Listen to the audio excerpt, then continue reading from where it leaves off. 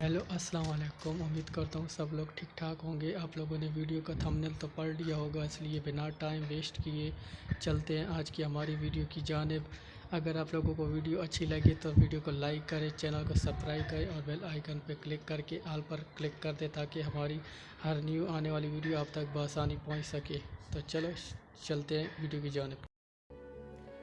इमाद वसीम ने बाबर आजम का सब कुछ छीन लिया, सब कुछ छीन लिया। बाबर आजम का फाइनल जीतने का सपना छीन लिया। पेशावर ज़ल्मी का 7 सालों में पहली बार ट्रॉफी जीतने का सपना छीन लिया। बाबर आजम का पाकिस्तान के दोबारा से कप्तान बनने का ख्वाब भी छीन लिया। लेकिन बाबर और इमाद की कहानी ये आज की कहानी नहीं है। एक जमाने में बाबर और इमाद अच्छे दोस्त हुआ करते थे। अगर आपको किस्सा याद नहीं है तो याद दिला दें कि विराट कोहली की बाबर आजम से जो पहली मुलाकात थी वो भी इमाद वसीम ने ही कराई थी। और इस किस्से को भी खुद बाबर ने बताया और विराट ने भी समझाया था कि कैसे बाबर ने इमाद से कहा कि मैं विराट को पसंद करता हूं, क्या तुम मिलवा दोगे। वो इमाद वसीम जो विराट कोहली के एक जमाने में अंडर 19 मेट हुआ करते थे, उन्होंने बाबर की मुलाकात करवाई। लेकिन वक्त बदला, जज्बात बदले, हालात बदले और 2019 के बाद बाबर और इमाद के बीच में दूरियां बढ़ती गई। दो सुपरस्टार की कहानियों में विवाद बढ़ता गया। बाबर आजम ने अपने दोस्तों की नई फहरिस्त बना ली, जिसमें शादाब थे, जिसमें नवाज थे और फिर इमाद वसीम को किनारे कर दिया गया। इमाद दुनिया की तमाम लीग्स में लगातार परफॉर्म करते रहे, लेकिन उन्हें पाकिस्तान से खेलने का मौका नहीं दिया गया। फिर पीसीबी का हंटर चला, नियम, कायदे, कानून और इन सब के बीच में इमाद वसीम का तमाम टीवी चैनलों पर बैठकर बाबर आजम की स्लो बल्लेबाजी को लेकर उन पर तंज कसना, ये सारे विवाद चलते रहे। लेकिन जब ग्राउंड पर इमाद लौटे तो बाबर के प्रशंसकों ने इमाद का जीना दुश्वार कर दिया। इमाद वसीम के ग्राउंड में पहुंचते ही बाबर बाबर बाबर के नारे लगने लगे। इमाद वसीम की परफॉर्मेंस पर सवालिया निशान उनकी बल्लेबाजी ने लगा दिया, क्योंकि पहले मैच में सुल्तान के सामने वो 0 पर आउट हो गए। इसके बाद जब वो खेलने आए तब ग्लैडिएटर के सामने 9, उसके बाद ज़ल्मी के सामने 1, अगले मैच में 0, उसके अगले मैच में बैटिंग नहीं मिली। फिर जब कलंदर सामने गए तो 4 रन, फिर बैटिंग नहीं मिली। और इन सारे मैचेस में ना बल्ले से ना गेंद से इमाद वसीम चल नहीं रहे थे। और सोशल मीडिया पर तमाम लोग जो थे वो इमाद वसीम पर तंज कस रहे थे, कह रहे थे कि तुम टीवी पर बैठकर तो बड़ी बड़ी बातें करते थे, अब क्या हुआ। तुम कहते थे कि बाबर स्लो खेलता है, लेकिन तुम तो खेल नहीं पाते हो। हालांकि इमाद वसीम ने मानो कहा कि भरोसा रखिए, हम पुराने खिलाड़ी हैं, जहां पर मैटर सबसे बड़ा होगा वहां पर इमाद वसीम खड़ा होगा।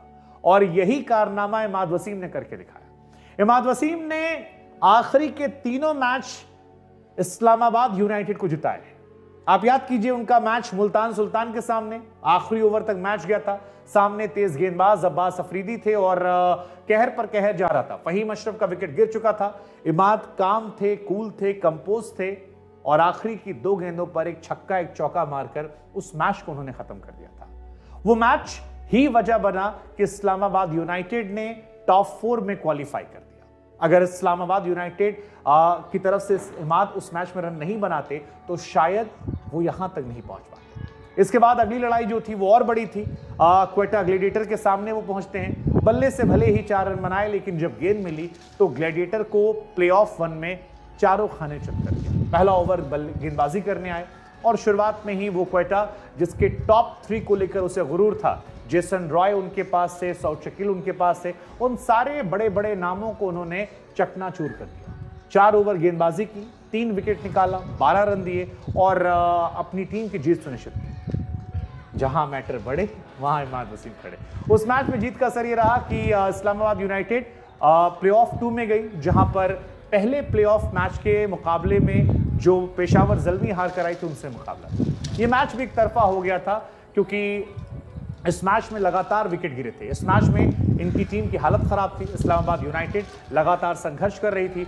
21 पर 3 विकेट, 50 पर 4 विकेट, 91 पर 5 विकेट। ऐसा लगा कि मैच मुमकिन नहीं है, क्योंकि 12 के आसपास का स्ट्राइक रेट हो गया था। 49 बॉलों में 98 रन चाहिए थे। और इसके बाद जो पार्टनरशिप हुई उसमें इमाद वसीम ने बताया कि वो अभी भी पाकिस्तान के क्यों सबसे प्रीमियम ऑलराउंडर है। मैडी कहा था उन्हें। वो जो मैडनेस उन्होंने दिखाई अपने बल्ले से, उसका असर यह था कि इस्लामाबाद यूनाइटेड ने न सिर्फ ये मैच जीता, बल्कि इमाद वसीम ने अपने तमाम आलोचकों को जो बाबर बाबर कहकर उनका मजाक उड़ा रहे थे उन्हें खामोश कर दिया। उनके बल्ले ने ऐसा कहर बरपाया कि बाबर आजम को बिना कहे उन्होंने तकलीफ दिया, दुख दिया, बाबर आजम की कप्तानी के ख्वाब को दूर कर दिया, बाबर आजम के फाइनल पहुंचने के सपने को दूर कर दिया और पाकिस्तान में इस बात की चर्चा को दोबारा से मशहूर कर दिया कि क्या इमाद वसीम को पाकिस्तान क्रिकेट बोर्ड को डांट डपट कर मनाकर वापस लाना चाहिए? क्या पाकिस्तान को उन्हें वर्ल्ड कप में खिलाना चाहिए? क्या इमाद वसीम अगर वर्ल्ड कप खेलेंगे तो पाकिस्तान की बल्ले बल्ले हो सकती है? वेल, कहानी जो भी हो, लेकिन इमाद वसीम ने यह बता दिया कि जो टैलेंट होता है, जो एक्सपीरियंस होता है, वो बाजार में या सोशल मीडिया पर बात करने से नहीं आता है, वो खेल कर आता है। और जो ये परफॉर्मेंस थी, ये एक नंबर थी। बाबर और इमाद की लड़ाई में जवाब जो था वो जुबान से नहीं बल्ले से निकला था और इसी वजह से हमें ये कहना पड़ रहा है कि इमाद वसीम ने बाबर आजम का सब कुछ इस एक मैच से छीन लिया। फिलहाल इमाद और उनकी टीम फाइनल में है, मुल्तान के सामने उनकी सुल्तान बनने की लड़ाई है। क्या इमाद वहां पर भी छाएंगे, ये देखने वाली बात होगी, लेकिन इमाद अपनी पहचान बना गए, ये 100% की बात है।